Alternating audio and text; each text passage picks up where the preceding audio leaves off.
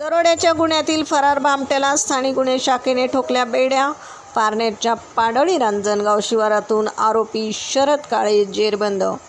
नमस्कार, आपण पाहत आहात महाराष्ट्र जनता न्यूज.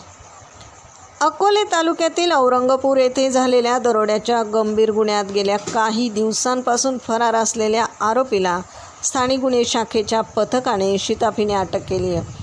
शरद कैलास काळे असं अटक करण्यात आलेल्या फरार आरोपीचं नाव आहे.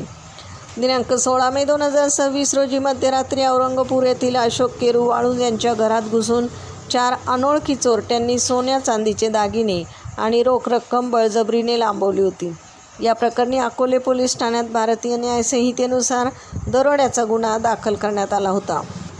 या गुन्ह्याचा तपास करत असताना पोलिसांनी आधीच 2 आरोपींना अटक केली होती. मात्र शरद काळे हा फरार होता.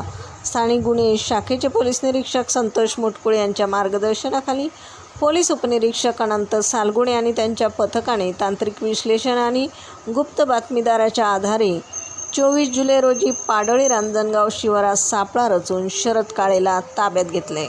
चौकशी दरम्यान आरोपीने साथीदारांसह हा गुन्हा केल्याची कबुली दिली असून त्याला पुढील तपासासाठी अकोले पोलिसांच्या स्वाधीन करण्यात आले.